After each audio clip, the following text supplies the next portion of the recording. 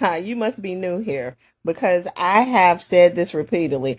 I criticize both sides. I don't think it's appropriate for either person to approach a relationship with a what can you do for me attitude. And that's that whole feeling that, people get when you say, what do you bring to the what do you bring to the table?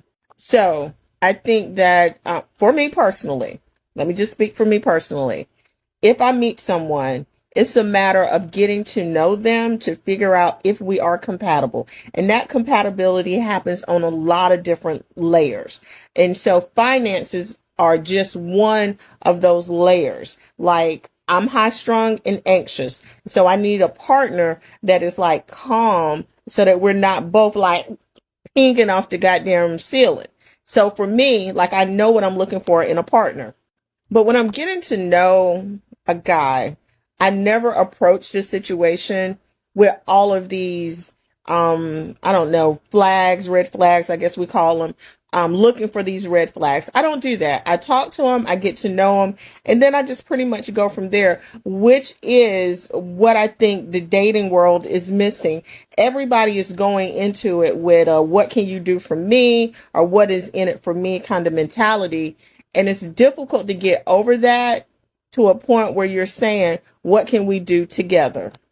So for me, again, this is just my perspective. And again, I'm 51 and I was married for 20 some odd years. So my perspective is still, what can we do together?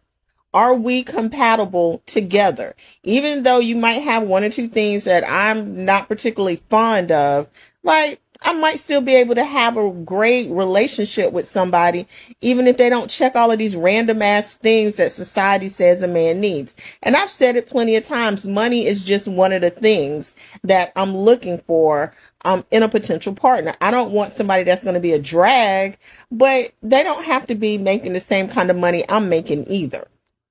But it's all a balance. And it's all about, for me, again, it's all about, what can we do together?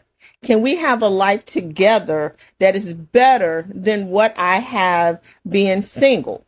Which is why a lot of women just say, I'd rather be single, because they are happy and content being single. And bringing somebody into that world, especially some of these trash ass men that are on this app, it's just not worth it. The one criteria that I will not compromise on is, I always ask myself, will this guy embarrass me on the internet? If I even remotely think that somebody's going to drop in my DMs, coming to me woman to woman, or he's going to do some bullshit on the internet, it's a no.